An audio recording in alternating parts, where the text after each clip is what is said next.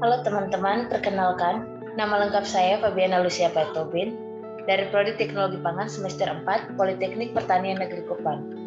Pada video kali ini saya akan menjelaskan mengenai teknologi pengolahan hasil ternak khususnya susu. Apa itu teknologi pengolahan hasil ternak? Bahan pangan hewani yang meliputi susu, telur, dan daging, serta produk-produk olahannya merupakan bahan-bahan makanan yang berasal dari hewan atau olahan yang bahan dasarnya dari hasil hewan. Karakteristik hasil ternak. Yang pertama, memiliki daya simpan yang jauh lebih pendek bila dalam keadaan segar, kecuali telur. Yang kedua, bersifat lunak dan lembek sehingga mudah terpenetrasi oleh faktor tekanan dari luar. Yang ketiga, karakteristik masing-masing bahan pangan hewani sangat spesifik sehingga tidak bisa digeneralisasi. Yang keempat, pada umumnya merupakan sumber protein dan lemak. Pengolahan hasil ternak. Tujuan pengolahan yang pertama dapat memperpanjang masa simpan, meningkatkan daya tahan, meningkatkan kualitas, nilai tambah, dan sebagai sarana diversifikasi produk. Yang kedua, teknologi hasil ternak lebih menekankan pada aspek kesegaran, penampakan, stabilitas, penghindaran dari kontaminasi, pencegahan kebusukan, dan pengembangan produk baru dari komponen-komponen hasil ternak. Yang ketiga, pengolahan hasil ternak bertujuan untuk menambah keragaman pangan, sedangkan pengawetan bertujuan untuk memperpanjang masa simpan bahan pangan tersebut. Yang keempat, pengolahan merupakan penerapan suatu cara guna menghambat perubahan-perubahan yang menyebabkan hasil ternak tidak dapat dimanfaatkan lagi sebagai bahan pangan atau menurunkan beberapa aspek mutunya. Yang berikutnya, produk olahan. Berbagai macam produk olahan hasil ternak dapat diperoleh dari daging, susu, dan telur, serta kulit yang diolah dan diawetkan dengan cara pengolahan atau pengawetan. Produk-produk olahan yang cukup dikenal oleh masyarakat Indonesia, misalnya abon, dendeng, bakso, dan corned beef, di samping yang saat ini populer yaitu nugget dan sosis, keju, mentega, yogurt, serta kerupuk kulit. Yang pertama, teknologi susu. Susu adalah sekresi yang dihasilkan oleh ambing ternak yang sehat, tidak ditambah atau dikurangi sesuatu apapun. Berikut disajikan tabel komposisi susu. Komposisi kimia susu sapi, komposisi kimia susu kolostrum. Pada susu terdapat berbagai jenis gizi seperti protein susu, lemak, laktosa, vitamin, dan mineral. Nilai gizi susu. 1 liter susu sapi normal, kadar proteinnya kurang lebih 34 gram. Sifat fisikawi, warna putih kebiru-biruan sampai kuning ke coklat-coklatan. Warna kuning berasal dari karoten atau sel darah putih berupa masitis. Warna putih berasal dari penyebaran dispersi koloid lemak, kalsium kaseinat, dan kalsium fosfat. Bau dan rasa. Rasa asli susu agak manis dan gliser. Rasa manis berasal dari laktosa, rasa asin berasal dari klorida, sitrat, dan asam mineral. Faktor-faktor yang mempengaruhi: pakan yang diberikan, enzim yang diberikan, oksidasi lemak, aktivitas mikroba, peralatan susu. Berat jenis susu. Berat jenis susu berkisar antara 1,0260 sampai 1,0320 pada suhu 20 derajat Celcius, di mana pada SNI minimal 1,0280 pada suhu 27,5 derajat Celcius. Variasi berat jenis susu bergantung pada kadar lemak dan bahan kering tanpa lemak. Yang berikutnya, penggumpalan. Penggumpalan disebabkan oleh enzim atau penambahan asam berupa enzim renin atau enzim proteolitik lainnya. Titik didih dan titik beku susu. Titik didih susu pada suhu 100,17 derajat Celcius dan titik beku susu berada pada minus 0,5 derajat Celcius. Titik beku berubah bila susu ditambah air, santan, atau lemak. Yang berikutnya, kekentalan susu. Kekentalan susu berkisar antara 1,5 sampai 1,7 kali dari kekentalan air pada suhu 20 derajat Celcius. Kekentalan susu 1,005 cp.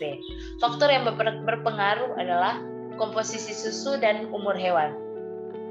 Dan juga ada beberapa perlakuan yang mempengaruhi kekentalan susu seperti pengadukan yang dapat menurunkan kekentalan dan pengasaman, aktivitas bakteri, pemeraman atau aging yang dapat menaikkan kekentalan.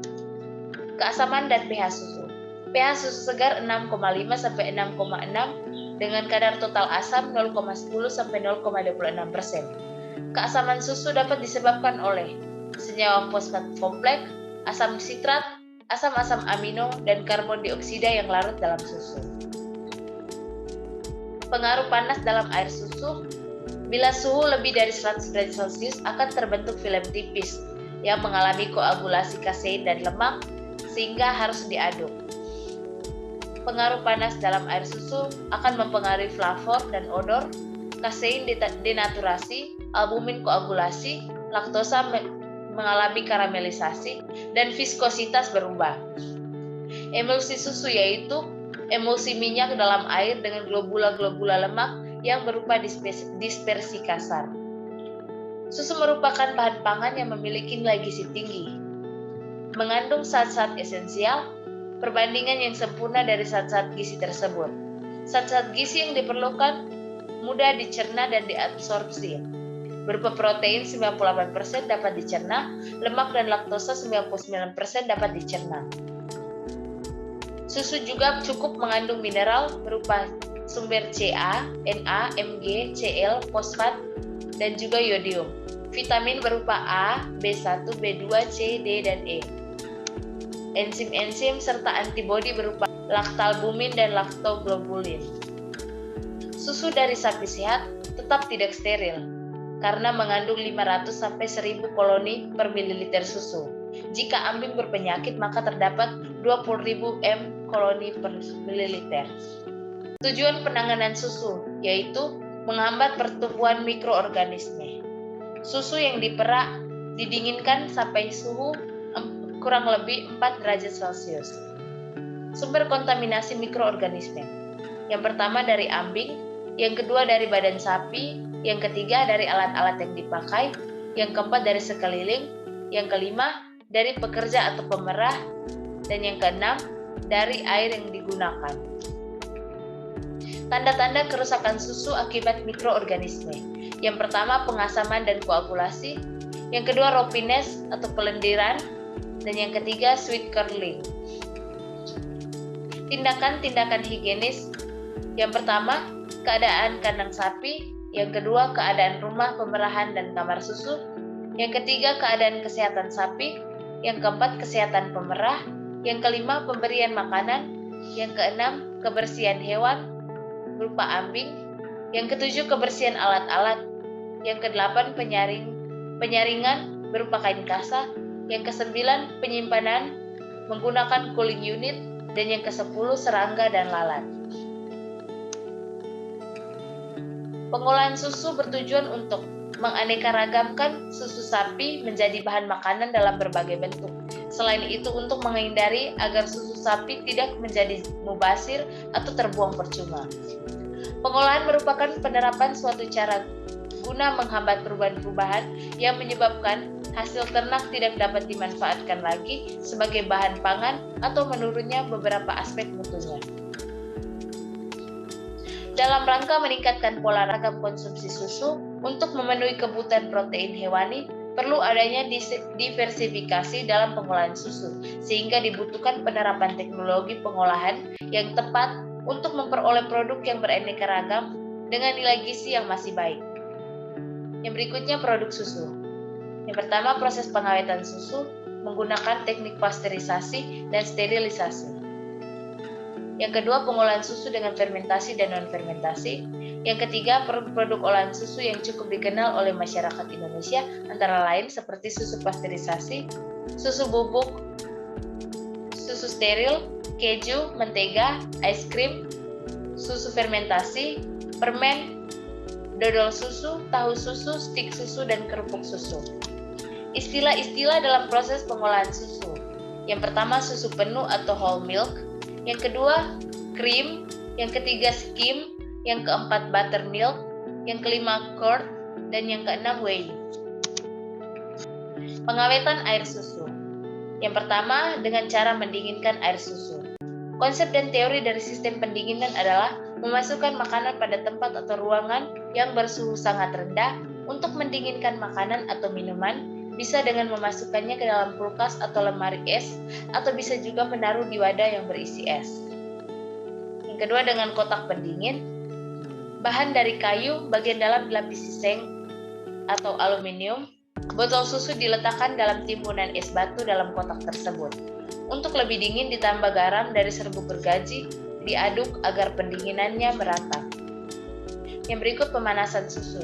Cara pemanasan, menggunakan panci berdinding 2 lapis atau panci berisi air susu, dimasukkan dalam panci lain yang berisi air mendidih. Yang kedua, dasar panci atau bidang dalam panci disemir dengan mentega. Yang ketiga, pemanasan harus berhati-hati. Yang keempat, sebaiknya panci diletakkan di atas plat asbes. Pemasakan air susu hendaknya mencapai titik didih 100,7 derajat Celcius. Yang ketiga, pasteurisasi air susu. Lama pasteurisasi, temperatur 62-65 derajat Celcius selama 0,5 sampai 1 jam. Temperatur 72 derajat Celcius selama 20 menit. Dan pasteurisasi sekejap dengan temperatur 85 sampai 95 derajat Celcius selama 1 sampai 2 menit.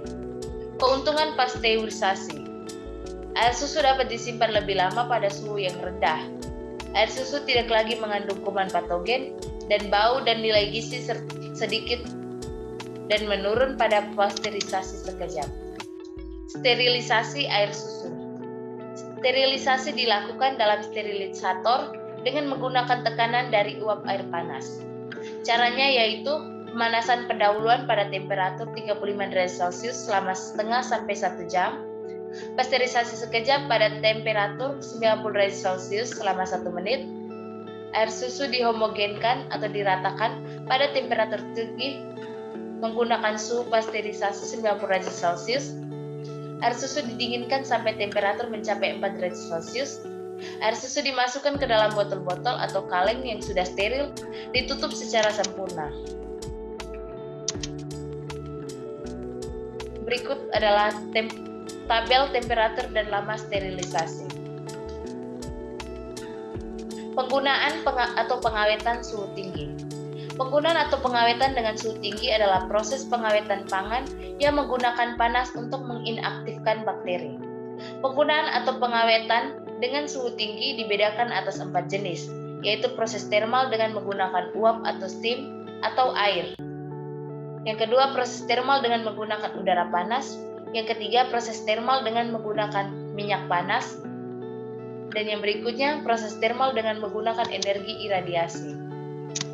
Dalam penggunaan panas, ada 2 faktor yang perlu diperhatikan, yaitu pertama, jumlah panas yang diberikan harus cukup untuk mematikan mikroba pembusuk dan patogen. Yang kedua, jumlah panas yang digunakan sedapat mungkin akan menyebabkan penurunan zat gizi dan cita rasa yang minimal. Pengawetan atau penggunaan suhu rendah. Prinsip dasar pengawetan dengan menggunakan suhu rendah adalah memperlambat kecepatan reaksi metabolisme, menghambat pertumbuhan mikroorganisme penyebab kebusukan dan kerusakan.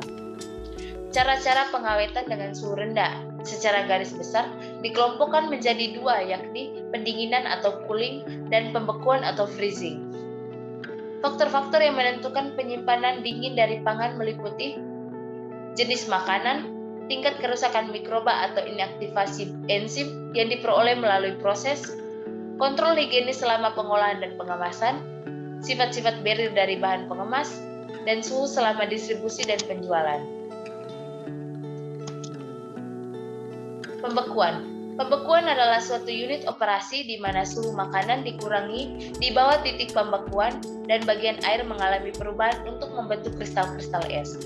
Ada 3 cara pembekuan cepat, yaitu mencelupkan bahan ke dalam refrigeran, kontak tidak langsung dengan refrigeran, air blast freezing, yaitu dengan udara dingin sekitar 17,8 derajat Celcius hingga 34,4 derajat Celcius.